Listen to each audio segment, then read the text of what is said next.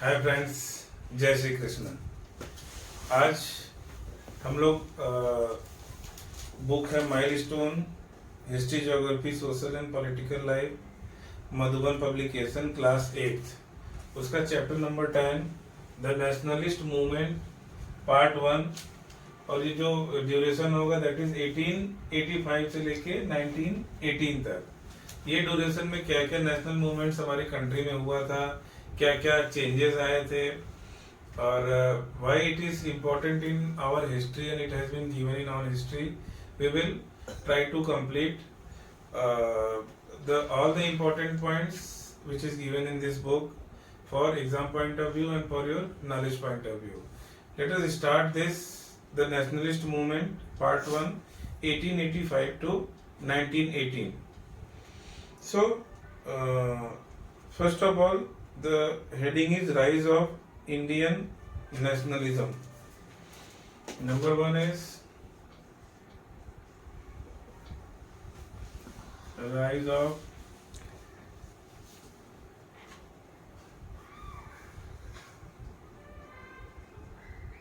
Nationalism.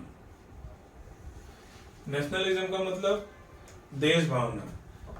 अब उसमें क्या था, इसके पहले हमारा देश बटा हुआ था। इसके पहले मुगलों ने पूरा कंट्री पे, इवन अभी भी चल रहा था उनका राज, तो उसकी वजह से अलग अलग प्रांतों में अलग अलग उसमें पूरा कंट्री बटा हुआ था। सो देश प्रेम या ऐसी कोई भावना हमारा, जैसे अभी करंट में इंडिया है, एक इंडियन होने का हम जो प्राउड फील करते हैं, उस टाइम पे या आज़ादी के पहले तक हमारा कंट्री अलग अलग प्रांतों में अलग अलग भाग में बटा हुआ था। वो that was powered and administered by different people. So हमारा देश भावना का कोई ऐसा था नहीं। सो हमारा जो ये नेशनलिज्म मूवमेंट है, ये दिखाता है कि राइज ऑफ इंडियन नेशनलिज्म। धीरे धीरे हमारे अंदर एक भावना आने लगी थी कि भाई जो हमारे ऊपर कोई बाहर का व्यक्ति राज नहीं करेगा। सो let us read this. Nationalism is an identity that is shared by people who live together and are bound by common culture, history and aspiration. So nationalism क्या है? जैसे आज हम लोग एक कंट्री इंडिया में रह रहे हैं, तो इंडिया इज आवर नेशनैलिटी। हम लोग का रहन सहन, खान पान, हमारा सोचने का तरीका, बोलने का तरीका, from where we belong, it depicts that it is our own country. So जिस जगह पे हम रहते हैं, जो चीजों को हम आपस में शेयर करते हैं, यहाँ के रिसोर्सेस को, कल्चर को, हिस्ट्री को, एस्पिरेशन, जो हमारा आने वाला कल है, that is nationalism. This common identity marked the beginning of an organized national movement in India. और ये जो कॉमन आइडेंटिटी है, हमारा सोचना बोलना, हमें जैसे दिखते हैं, उसने क्या स्टार्ट किया? इंडियन नेशनलिज्म मूवमेंट कब स्टार्ट हुआ? 1885 में। People started thinking beyond regional boundary and felt part of nation. It is unified every part of country and inspired fervor in every Indian. और ये क्या हुआ? सारे सब रीजन में ये फीलिंग जो आया कि भाई we are one, we should not be divided, और हमको दुश्मनों के खिलाफ या जो बाहरी लोगों के खिलाफ एक होके लड़ना पड़ेगा, तभी हम जी सकते हैं, otherwise we can not win. और उस टाइम पे क्या था, जो ब्रिटिशर्स थे, दे वर वेरी पावरफुल। वो लोग क्या करते थे कि हर कंट्रीज में जाके अपना कॉलोनियल रूल स्टैब्लिश करते थे, और वहां से जो उनके रिसोर्सेज हैं, वो क्या करते थे, उसको अपने कंट्री में लेके जाते थे। इसको हम क्या बोलते थे? Drain of wealth. उनकी स्ट्रेटेजी थी। उनके यहाँ क्या था कि इंडस्ट्रियलाइजेशन हो चुका था, तो उनको रॉ मटेरियल चाहिए था। हम we were at primitive stage, तो हमारे यहाँ तो सस्ते में या फ्री में रॉ मटेरियल ले जाते थे, क्योंकि उनका पूरा कब्जा हमारे ऊपर होता था। और फिर जब यहाँ से रॉ मटेरियल अपने कंट्री में ले जाते थे, तो वहाँ पे उसको फिर मैन्युफैक्चरिंग करते थे, और मैन्युफैक्चरिंग करने के बाद उनको हमारी कंट्री एक बहुत बड़ा सा मार्केट भी दिखता था। यानी जो प्रोडक्ट उन्होंने हमारे यहाँ से फ्री में रॉ मटेरियल लिया, फिर वो बनाने के बाद हमारे मार्केट में ला के वो बेच देते थे। और जब बेचते थे तो मनचाहा रेट लेते थे, और जो हमारे इंडियन प्रोडक्ट्स होते थे वो हैंडमेड होते थे, महंगे होते थे, और उनके ऊपर वो लोग क्या करते थे? टैक्स भी लगा देते थे। तो बेचारे जो लोकल बुनकर हो गए या लोकल जो क्राफ्टमैन पर्सन्स होते थे, दे where in very difficult situation during the period. So ये सब जो सिचुएशन था, यानी ट्रेडर्स जो थे वो परेशान थे, किसान के ऊपर जो कर लगा हुआ था वो भी उनको चुकाना बहुत भारी पड़ता था, तो वो भी परेशान थे, यानी किसान, traders, everybody was very disappointed with the colonial rule, और उनको क्या चाहिए था, फ्रीडम चाहिए था. सो पीपल स्टार्टेड थिंकिंग, हमने कर लिया, there were many causes for rise of Indian nationalism, let us discuss them in detail. So बहुत सारे कारण थे. सो हमको क्या करना है अभी, what is the reason for rise of nationalism, ये हमारे एग्जाम पॉइंट ऑफ व्यू से इम्पोर्टेंट है. हमको क्या करना है, कम से कम 4 से 5 रीजन ABCD करके लिखना है और उसको एग्जाम पॉइंट ऑफ व्यू से याद करना है. सबसे पहला reason, India was bought under the direct administration of British crown after revolt of 1857. 1857 के बाद क्या हुआ कि इंडिया को जो रिवोल्ट हुआ डायरेक्ट ब्रिटिश क्राउन के कंट्रोल में ले लिया गया. अब क्या हुआ, every Indian was unhappy under the British rule as all the section of population was exploited. अब तक हुआ क्या था, हर रीजन में हर सेक्शन जो था वो एक्सप्लॉइट हुआ था. सो 1857 जो क्रांति थी, that was big blow for Britishers.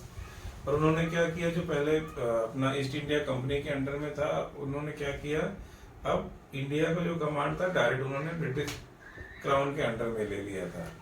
तो इसकी वजह से क्या हुआ, लोग अनहैप्पी थे, उनको दे वर नॉट सेटिस्फाइड, क्योंकि सब कुछ जो हमारी कंट्री को जानते नहीं, ना हमारे कल्चर को जानते हैं, जो हम कैसे रहते हैं, हम कैसे सोचते हैं, वो हमको नहीं जानते हैं, और वो लोग हमें रूल करेंगे, then it is very difficult to make them happy on with whom you are ruling. So first reason was कि इंडिया को ब्रिटिश रूल के अंडर में डाल दिया गया था. That was first unhappy or unpleasant situation for every Indian. Second was peasants and artisans were burdened with taxes. Peasant मतलब किसान हो गया, artisans मतलब जो बुनकर हो गए, क्राफ्टमैन हो गए, जैसे कि जो साड़ी बनाते थे, या फिर जो क्राफ्टमैन होते थे, या जो स्पेशलाइज्ड किसी चीज में थे, कपड़ा बनाने वाले जो इंडस्ट्री थे, वो सब के सब अनहैप्पी थे. क्यों? क्योंकि उनके ऊपर जो लोकल मैन्युफैक्चर्ड प्रोडक्ट था उसके ऊपर very heavy taxes were laid by the British rule.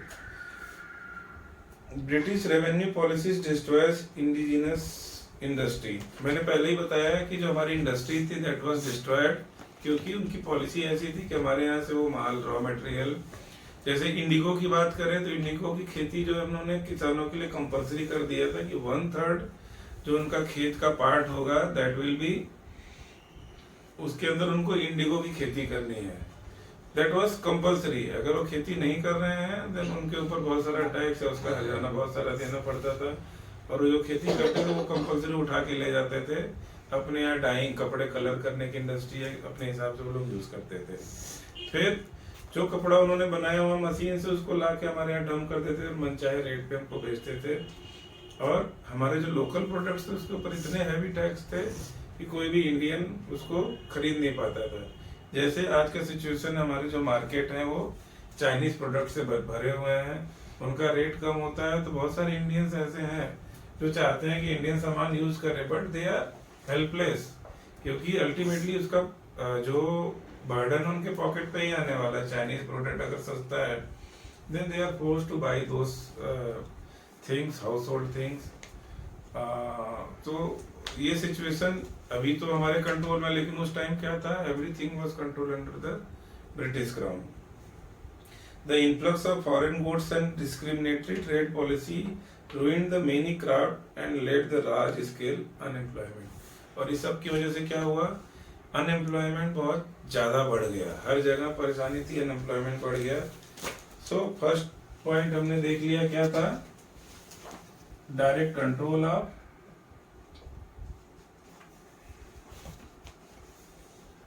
British crown. और सेकंड पॉइंट क्या है, undue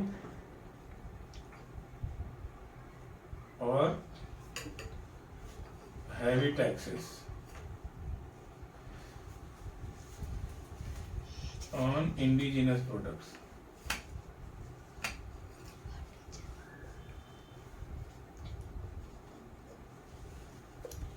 नोट करो।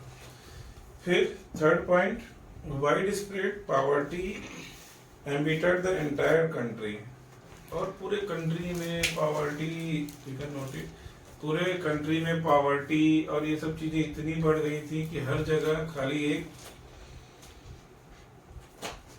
अनप्लीजेंट एनवायरनमेंट बन गया था ब्रिटिश क्राउन के खिलाफ।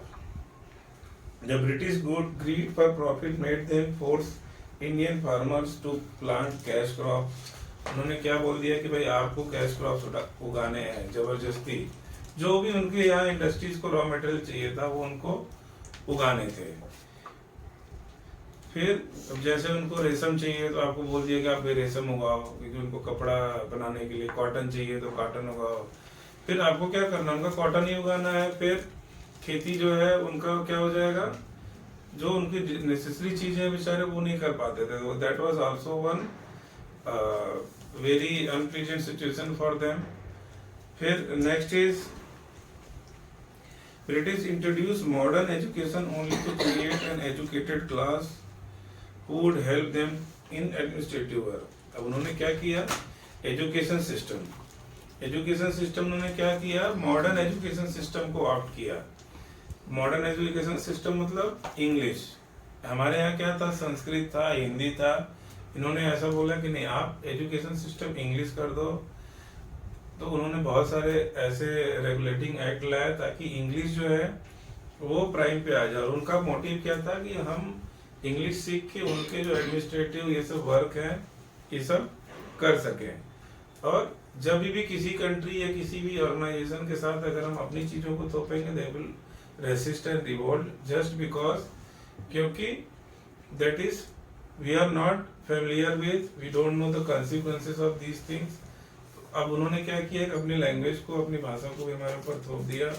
This was also one reason. And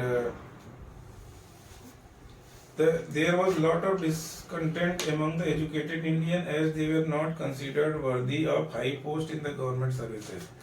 अब इंडियन जो थे उनको क्या करते थे, किसी भी हाई पोस्ट में उनको नहीं रखते थे, उनको क्या सबऑर्डिनेट बना के, या जो जहाँ पे डिसीजन मेकिंग हो वहाँ पे अपने खुद के बंदे ब्रिटिशर से उनको पोस्ट देते थे और उनके अंडर में सारे इंडियंस को डाल देते थे। उससे क्या होता था, it is also one cause of discrimination. उनको इंफीरियर फील होना चालू हो गया कि भाई हमको तो, हम we are able, we can manage, but we are not being given the equal opportunity. This was also one discontent reason. Newspaper in English and local language was the aspiration of people and become powerful instrument for spreading national consciousness। ये सब तो problems थी। साथ में 1885 तक आते आते बहुत सारे न्यूज़पेपर का पब्लिकेशन होना चालू हो गया, बहुत सारे आर्टिकल्स आने लग गए। और इसने क्या किया कि लोगों के अंदर जो जागरूकता है वो बहुत ज्यादा हद तक फैला दिया। सबका जो कॉमन प्रॉब्लम था that was Britishers, so everybody was discontent. और ये न्यूज़पेपर और इसकी वजह से जो जागरूकता लोग लेख लिखने लगे या अपने विचार जो नेशनलिज्म के लिए अपना उसमें डालने लगे, that awares the people throughout the country. Next point is Britishers considered themselves superior to Indians followed a policy of racial discrimination and arrogance towards Indians। उनकी क्या पॉलिसी थी, वो खुद को क्या समझते थे कि we are superior, we are born superior और Indians are inferior to us. तो हमेशा उनको हर जगह जो इंफीरियर काम होता था वही करने के लिए देते थे या इंफीरियर पोस्ट देते थे। इसकी वजह से उनको क्या प्रॉब्लम होना चालू हो गया, हर जगह inferiority complex. Even though they are more educated, more capable, but उनको क्या था प्रॉब्लम कि वो हमेशा इंफीरियर तरीके से ट्रीट किए जाते थे। तो जो भी एजुकेटेड लोग थे उनको भी सब प्रॉब्लम आना चालू हो गया कि भाई we are educated, more capable, but not given the equal chance और equal opportunity, which created discontent among the people. So जो जॉब्स थे जैसे रेलवे कंपार्टमेंट था, were reserve for European and India were not allowed to enter restaurant and park. Railway compartment ही पूरा का पूरा उनके लिए रिजर्व था और उनको पार्क में या जो इम्पोर्टेंट जगह थी वहां जाना अलाउड ही नहीं था। सो अब ये सब चीजें क्या कर रही थी, स्पार्क पैदा कर रही थी this start for this movement nationalism.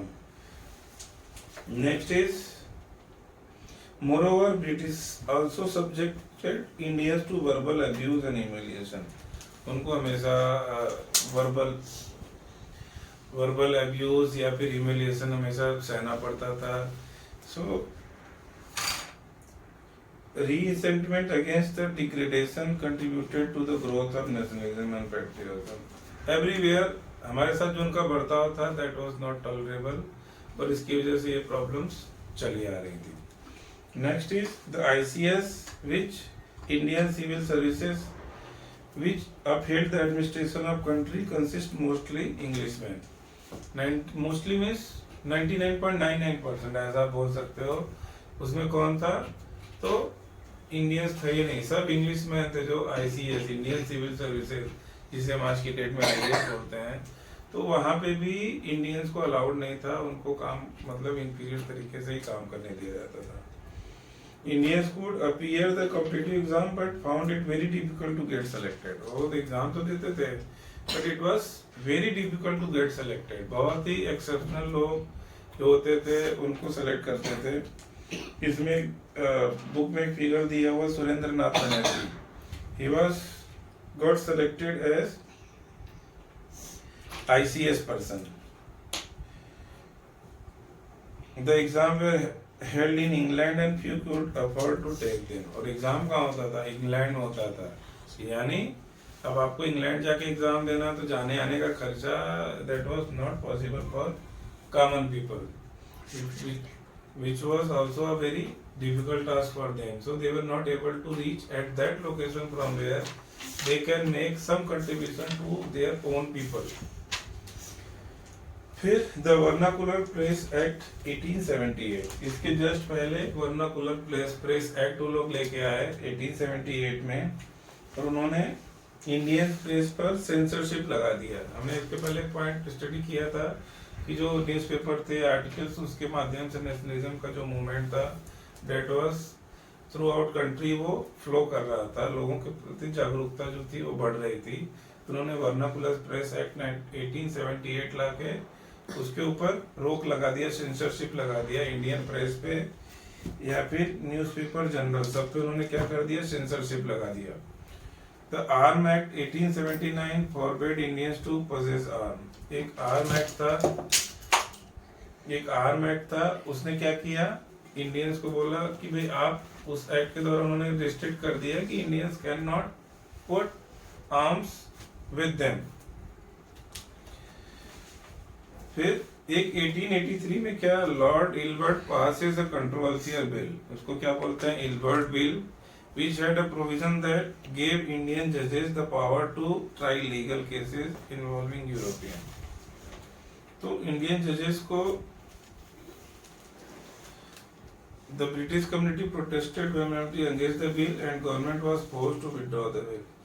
1883 में उन्होंने एक बिल लाया इल्बर्ट जी ने, उन्होंने क्या किया कि भाई जो यूरोपियन है उनको खिलाफ भी आप केस चला सकते हो। इसका बहुत विरोध हुआ इंग्लैंड में, उन्होंने लॉ को वापस ले लिया। वो भी एक हमारा था कि भाई कोई भी अगर ब्रिटिशर से आए हमारे ऊपर जुल्म करे या हमारे ऊपर वो करे, फिर वो इंग्लैंड चला जाए and there was no penalty और we can not do anything against them, that was also one reason. So ये फैक्टर्स क्या थे, इन्होंने बर्थ दिया इंडियन नेशनल मूवमेंट को, एक नेशनलिस्ट मूवमेंट और एक nationalist feelings among the people of country. So ये जो rise of Indian National Congress, मैंने 2 पॉइंट लिखा है, ऐसे मैंने जो सारे इंपॉर्टेंट पॉइंट्स थे वो आपको वो किए, प्लस मैं अपलोड कर दूंगा जो भी इंपॉर्टेंट पॉइंट होगा उसको हाईलाइट करके या नोट बना के समरी में इस वीडियो के लिंक में मैं अपलोड कर दूंगा, which you can download the PDF from there. अभी तक हमने क्या देखा, what were the grounds on which this, ऐसा माहौल बना कि नेशनलिस्ट मूवमेंट करना पड़े। तो इसके सेवरल पॉइंट्स थे। पहला, डायरेक्ट कंट्रोल ब्रिटिश ने ले लिया, बहुत सारे टैक्सेस दे दिए, ह्यूमिलिएशन चालू हो गया, सेंसरशिप लगा दिया गया न्यूज़पेपर्स पे, जर्नल्स पे, आर्टिकल्स पे। फिर फोर्स्ड एग्रीकल्चर फार्मिंग कराते थे वो लोग। फिर जो इंडियन ट्रेडर्स थे उनकी जो पॉलिसीज थी, इंडियन ट्रेडर्स के उनके ऊपर जो टैक्सेस थे वो बहुत बढ़ा दिए थे। और जो उनके यहाँ के बने हुए सामान थे हमारे यहाँ जो है वो उसको ज़्यादा प्रमोट करने की कोशिश करते थे। सो ये सब जो मिला जुला था और जो गरीबी बढ़ गई, जिसकी वजह से क्या हुआ, नेशनलिस्ट मूवमेंट चालू हुआ। अब नेशनलिस्ट मूवमेंट चालू हो गया तो how it started and spread throughout the country we will see in with the onset of Indian National Congress. जब उसकी स्थापना हुई उससे फिर इसको बल मिला और हम लोग ऑर्गेनाइज होना चालू हुए। तो सेकेंड है the formation of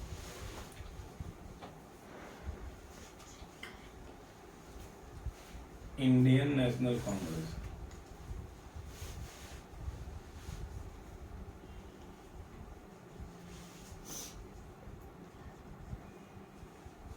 formation of Indian National Congress, ये सब जो भावना भड़की तो अब लगा कि ऐसा एक इंस्टीट्यूट होना चाहिए जो पूरे देश का नेतृत्व करे, सबको इकट्ठा करे, और जो बाहर का रूल है, जो या बाहर के लोग आए जो हमारे ऊपर राज करके हमारी चीज़ों को हमसे छीन के ले जा रहे हैं और हमारे साथ सही से व्यवहार भी नहीं कर रहे हैं। सो डिसकंटेंट जो था उसके अगेंस्ट में अब समय आ गया था। तो ये इंडियन नेशनल कांग्रेस का जो फॉर्मेशन था, that was one important step of our country against the Britishers. Many political associations were found in various parts of country before formation of Indian National Congress in 1885. 1885 में क्या बना, Indian National Congress बना। Very important point now starts. 1885 में Indian National Congress बना। अभी क्या है, इसके पहले क्या था, These were the Indian Association founded by the Surendranath Banerjee in 1851, the Bombay Association in 1852. Bombay association कब बना, 1852 में। मद्रास नेटिव एसोसिएशन 1852 में बना। किसने बनाया, सुब्रमण्यम अय्यर ने और आनंदा चार्लू ने। पूना सार्वजनिक सभा इन 1870 founded by justice Rana day.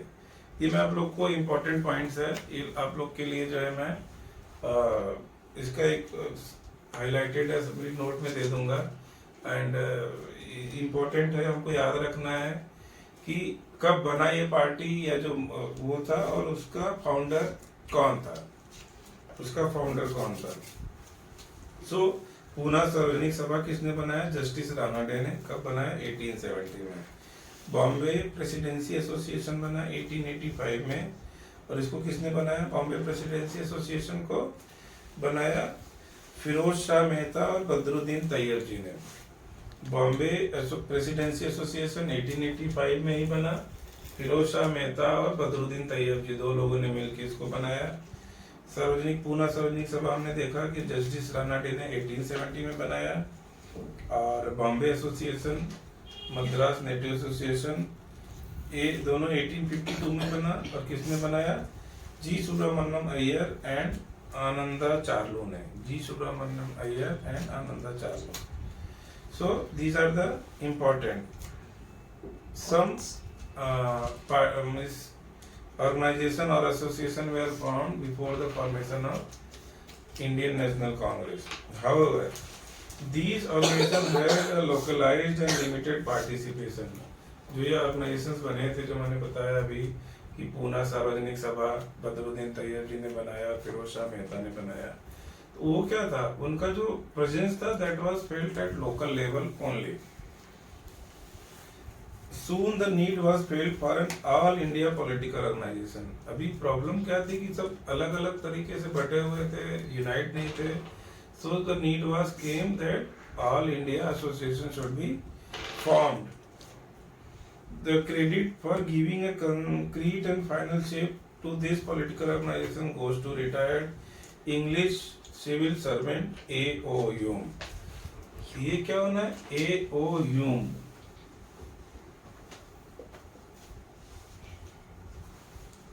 AO Hume, इनके ऊपर मैं एक स्टार मार्क लगा रहा हूँ। AO ह्यूम ये कौन था? इंग्लिश सिविल सर्वेंट, सिविल, एक सेकेंड, AO ह्यूम कौन थे? English civil servant. उन्होंने इंडियन नेशनल कांग्रेस की स्थापना की। कब की? 1885 में। This question is very important. Indian National Congress की स्थापना किसने की? तो AO ह्यूम सिविल सर्वेंट थे इंग्लिश, इन्होंने इंडियन नेशनल कांग्रेस की स्थापना की। आगे देखते हैं क्या है। Due to his efforts and with support of Indian leaders, Indian National Congress was formed in December 1885। अभी हम लोग दिसंबर में ही हैं, तो इसी महीने में 1885 में, बहुत साल पहले, इंडियन नेशनल कांग्रेस की स्थापना हुई। Very important. Next is due, इतना हो गया। The first session held at Mumbai, और मैं ऊपर से भी रफ कर रहा हूं।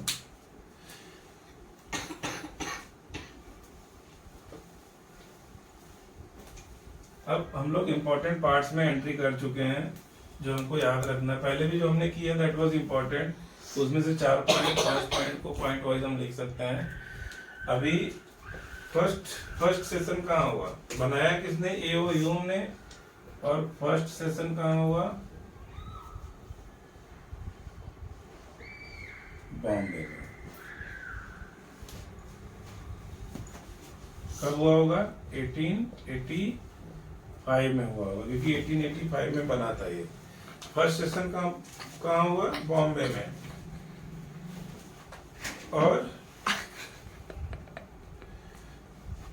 और इसका हेड किसने किया था? वेरी इंपॉर्टेंट, व्योमेश चंद्र बनर्जी ने।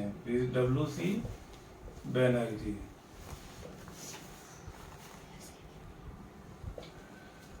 WC बनर्जी ने इसको प्रेसाइड किया था। Very important question. किसने बनाया? फॉर्मेशन किसने किया? AO ह्यूम ने दिसंबर 1885 में। और पहला जो इनका सेशन, तब से लेके अभी तक, आज की डेट में भी कांग्रेस का session every year annual session होता जा रहा है। अभी भी होता रहता है ये हर साल, और कोई ना कोई उसका प्रिसाइडिंग ऑफिसर चीफ होता है। पहली साल जो बना था WC बनर्जी थे, फर्स्ट ईयर WC बनर्जी। अब आगे करते हैं हम। इसमें कितने डेलीगेट्स थे? तो 72 डेलीगेट्स थे इसके अंदर।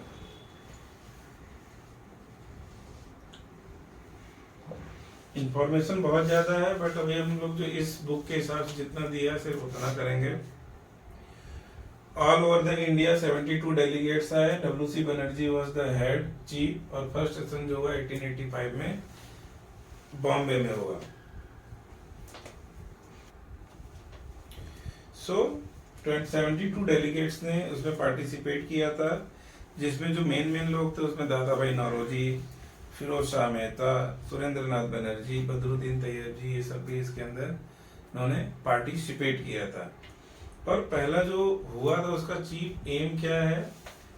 It is not that much important, but we should no.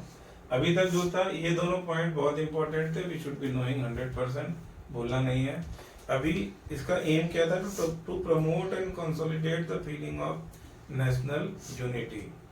इसलिए इन्होंने बनाया ताकि जो नेशनल यूनिटी का जो फीलिंग्स है सबके कंट्री में, सबके पास तक उसको प्रमोट करना है, नेशनलिटी के बारे में बताना है, और यूनिटी के बारे में सबको जागरूक करना है। To formulate and present popular demands before the government. अब इसमें क्या करना था? जो गवर्नमेंट के सामने जो पॉपुलर डिमांड्स जो रिक्वायर्ड है, मैंने सबसे स्टार्टिंग में बोला था, they were living in British but controlling India far away without knowing the culture, without knowing the requirement, without knowing their situation, वो लोग वहां से। तो इन्होंने क्या किया कि जो इम्पोर्टेंट अगर जो सिचुएशन या रिक्वायरमेंट है, that should be formulated and presented before the British rule. Third one is to bring together leaders from different part of country. इसका मेन एम जो था, it was a national party पहली बनी थी, और इसका मेन एम क्या था कि अलग अलग कंट्री से जो मेन लीडर है उनको सबको साथ लाया जा सके, ताकि हमारी जो आवाज है वो मजबूत हो और हम बहुत स्ट्रांगली गवर्नमेंट के सामने अपनी बातों को रख सकें। To remove racial, religious and caste prejudices. Racial, caste और रिलीजियस जो प्रिजुडाइसेस थे एक दूसरे के प्रति जो था कि भाई ये उस टाइम पे कास्टिसिज्म बहुत ज़्यादा था, उस टाइम पे रिलीजन के लिए बहुत ज़्यादा हेटर्ड भावना थी। इसके अलावा जो है रेशियल, गोरा काला, ब्रिटिशर्स, हिंदू, एशियन, सारा भावनाओं को जो डिस्क्रिमिनेशन चल रहा था उसको भी हटाना उनका एक उद्देश्य था। To create public opinion in the country, और पब्लिक का ओपिनियन क्या है, व्हाट दे वांट, उसके लिए डिफरेंट पॉइंट से डिफरेंट लीडर उनको रिक्वायर्ड था। और इसका जो मोटिव बनाने का था, एक मोटिव यह भी था कि पूरे देश को यह पार्टी रिप्रेजेंट कर सके और सबको, सबकी चीजों को, सबकी रिक्वायरमेंट को गवर्नमेंट के सामने रखा जा सके। अब सेशंस के बारे में हम चलते हैं। पहला सेशन हमने देख लिया कि बॉम्बे में हुआ था 1885 में, डब्ल्यूसी बनर्जी 72 डेलीगेट्स, ये सब ने हुआ। अब सेशंस के बारे में, कांग्रेस के सेशन क्या क्या हुए, कैसे कैसे हुए, वो हम देखते हैं।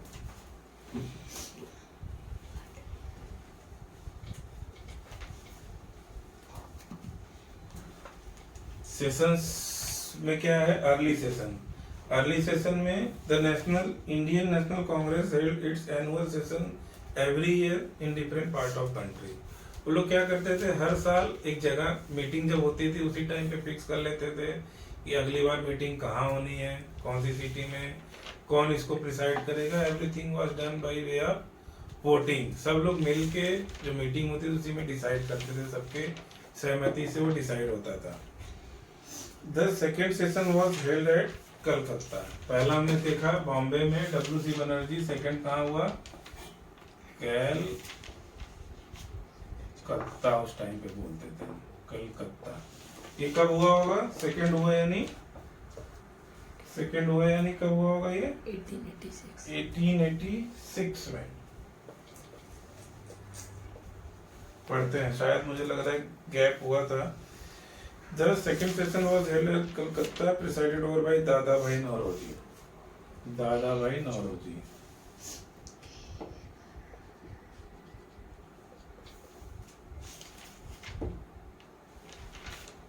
दादा भाई Naoroji.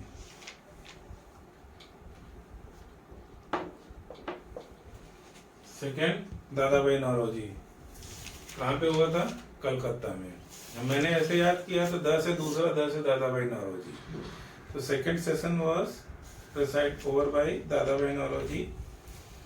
Badruddin Tyabji was elected as president for third. Second was ये था, थर्ड वाला किसने किया था, बदरुद्दीन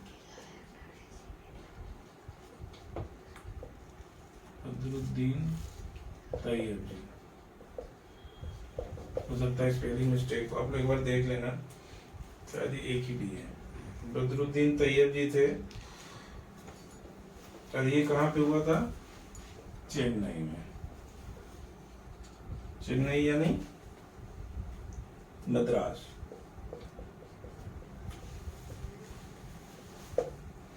हमने 3 याद कर लिए। First WC Banerjee, second the से दूसरा, द से दादा भाई नौरोजी, त से तीसरा, त से तैयब जी।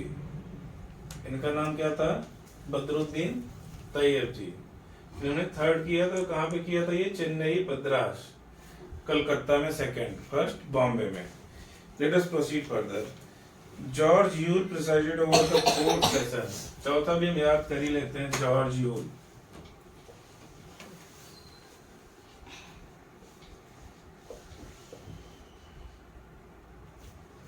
जॉर्ज यूल, ये फोर्थ था इनका। और ये कहाँ पे हुआ था, लखनऊ में हुआ था।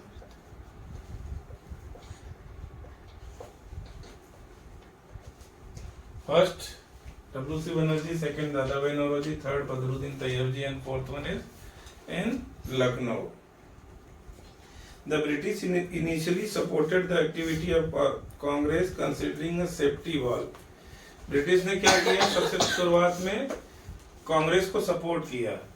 सपोर्ट क्यों किया कि 1857 की क्रांति के बाद इतना ज्यादा ब्रेकआउट हो गया कंट्री में, जो डिसकंटेंट हुआ, हेटेड भावना जो गवर्नमेंट या ब्रिटिशर्स के प्रति सब कंट्री में हो गया।